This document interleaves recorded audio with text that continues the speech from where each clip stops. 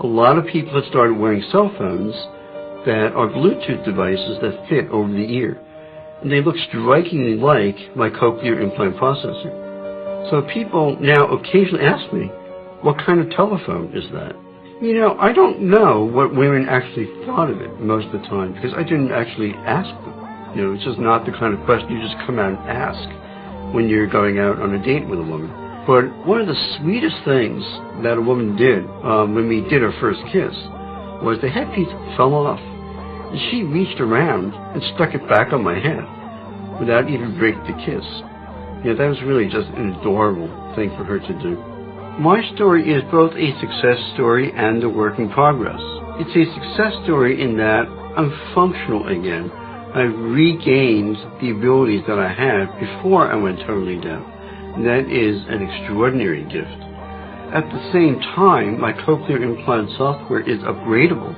The internal device, the part that's embedded surgically in my skull, that can't be changed. It can't be removed, it can't be fixed, it can't be altered. The way to upgrade a cochlear implant is by creating new software that runs in the external processor. Because it's a computer, you can't upgrade it just like it's a computer. So I look forward to new and better generations of software. And I also hope to double my auditory input with an implant in the other ear. So it's very much an ongoing story of continuing improvements to my hearing. Well, this is all very incredible, but I have to ask, to what end? Where is all of this going?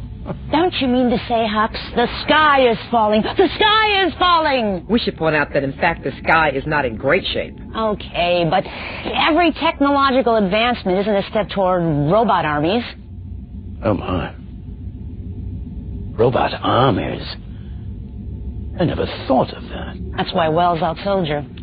Well, it's only fair to our esteemed guest, Mr. Huxley, to point out that you are not the only one with trepidation about going cyborg. If efficiency is our highest goal, then yes, turning ourselves into machines is the finest way to go about it. If efficiency is our goal, the things that make us human, our commitment to, each other, our love of art and music and literature, our interest in the spiritual and the philosophical, our ability to fall in love, all those things are remarkably inefficient, and they're precisely the sort of things endangered by a pell-mell rush into a world where we begin to turn ourselves into robots. An army of robots. If only I'd put that in Brave New World. Then I would have bothered to read it. Here's Ramez Nam again. I think the difference between Huxley's vision of Brave New World and the vision that I'm hoping we achieve is who is in control, who gets the choice. In Brave New World, the government, a global dictatorship, said, here is how you will be. In the vision that I'm hoping for, individuals and families choose. The people who are trying to impose control right now are not the ones who want these technologies. They're the ones who are trying to suppress them. They're the ones who are saying, a little bit like Bill McKibben is saying, you shouldn't do this. We won't allow this. They're the ones trying to control what it means to be human. I'm on the side of letting individuals make up for their own minds for who they want to be. Hux, I agree that we have to be careful about how to proceed, but just think about the beauty, the perfection, the comfort of the worldwide mind. But what if somebody doesn't want comfort? I don't. I don't want comfort. I want God. I want poetry. I want real danger. I want freedom. I want goodness. I want sin. So you're claiming the right to be unhappy?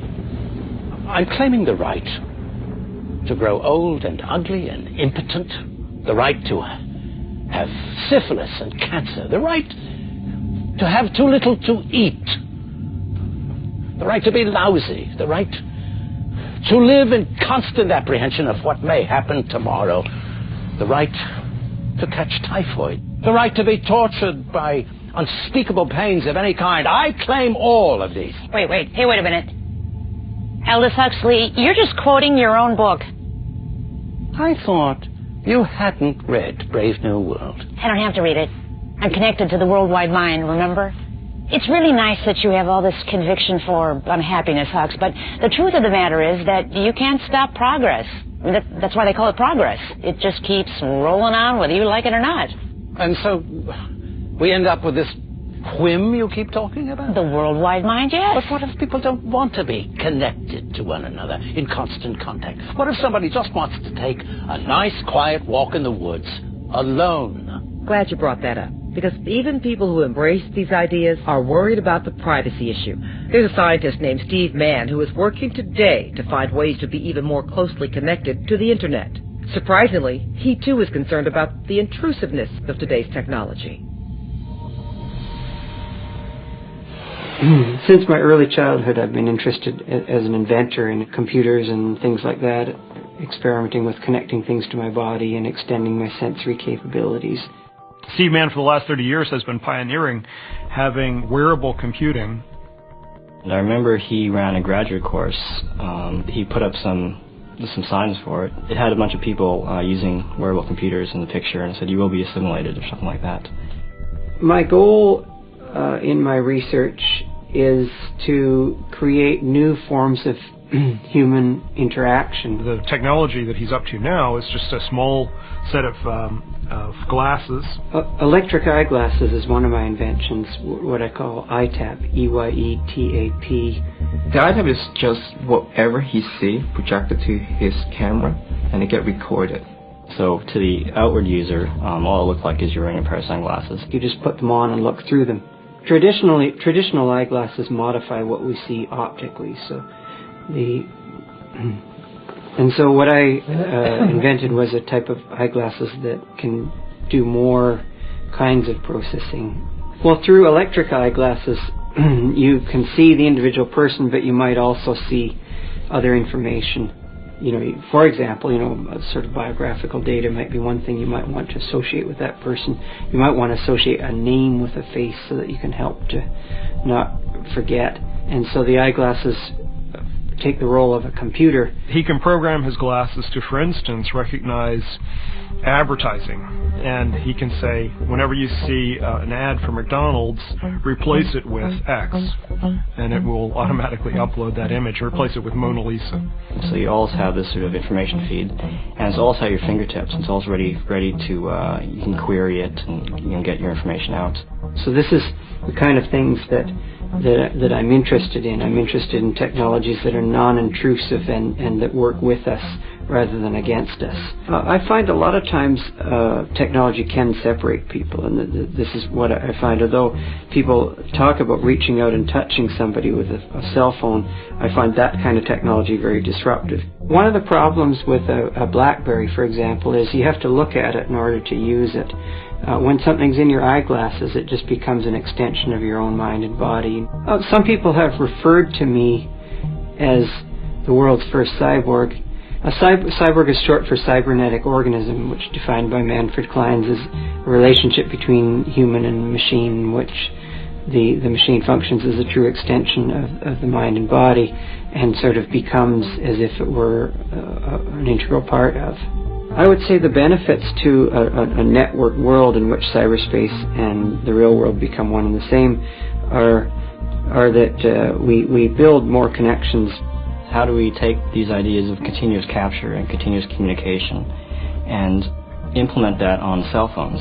So not everyone has a wearable computer, but a camera phone. If someone's uploading from somewhere in the world, on your own phone, you can actually check out their images as they're being uploaded in real time. One of the cool things is that we've had some users from like Uganda and India excited to use our system. And being able to see what daily life looks like in Uganda is something I normally wouldn't be able to see. It's like you're connected to the world every day. You can really express yourself saying that I'm here today with my family, or with my friends, experience this. It's really an interesting opportunity to see what that person's doing from time to time. So there's an idea of sort of a seamless integration of cyberspace and the real world. Personal imaging technologies Many people have said that they would alter how we respond and interact, but in some ways, as these technologies become more and more common, and the more and more people that join our community, the more and more it becomes sort of the norm rather than the exception.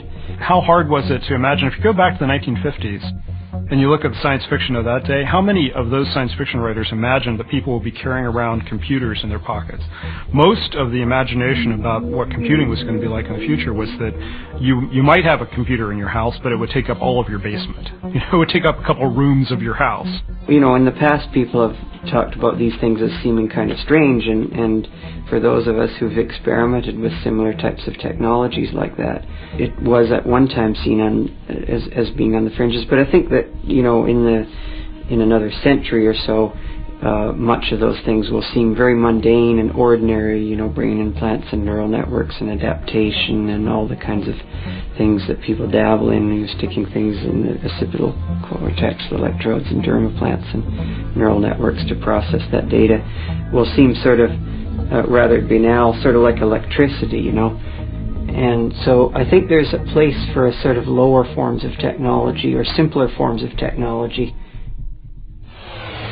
Professor Mann has made some very salient points. There's always been talk about how great the next generation of technology will be. But have you noticed how many people are running around these days yelling, "Can you hear me now?" into their cell phones? Just because there's a few glitches in new technologies means we shouldn't pursue them? Okay. I guess there are some people who would like to do this, but is it actually possible? I mean, from all I can see, these electrodes can read brain signals in a general way, but that's not the same as reading thoughts or sending images to the brain. And the human brain has billions of neurons. Could you ever really put enough electrodes into the brain to understand these signals in a meaningful way? In your time, no. In my time, yes. Then how many electrodes would you have to stick into your brain, though? None. None? Surely you're joking. You go in from the inside. And so the possibility occurred to me, actually, that it would be very intriguing to use the holes that are already present in the brain to get to the brain without actually having to go through the skull. Rodolfo Linas is really one of the giants in the field of neuroscience. I have friends that actually are neuroscientists, and when they heard that I was working with Rodolfo, they couldn't believe it. Actually, they said, "Wow, how is that possible?" And the holes that I'm talking about are the holes produced by the fact that the brain has vessels, which basically bring oxygen to the brain, may be used as pathways into the brain. Essentially, we are going to make wires that are smaller than the diameter of blood cells, and we're going to thread them up through the vascular system from a catheter that's been inserted in your leg all the way up into your brain, into the smallest capillaries, the smallest blood vessels there, where the electrodes can be very close to the nerve cells in your brain without requiring major surgery to open your skull up and shove the electrodes into the surface. And if he can pull that off, then that's going to open up a tremendous wealth of knowledge about the brain and a tremendous ability to alter our brains in various ways. And that's incredibly exciting. Rodolfo Linas actually approached our group to help him create a technology that would allow him to navigate a wire through the intricacies of the brain. The engineering requirements are actually quite dramatic. Within a week, I had already produced some preliminary wires for the neural experiments, so it moved very quickly once it started. Well, I think there was a lot of excitement because for the first time there was a way to access the brain without never touching it. And the brain being such a vital organ, it's quite understandable you want to leave it alone. So the technology is there. Now the question would be, yes, but can you actually put nanowires exactly at the place you want? The answer is no, you can't. But nanowires are very small. So 500 nanometers is very small. If you think of it, that's about 100 times less than the thickness of your hair. How do you put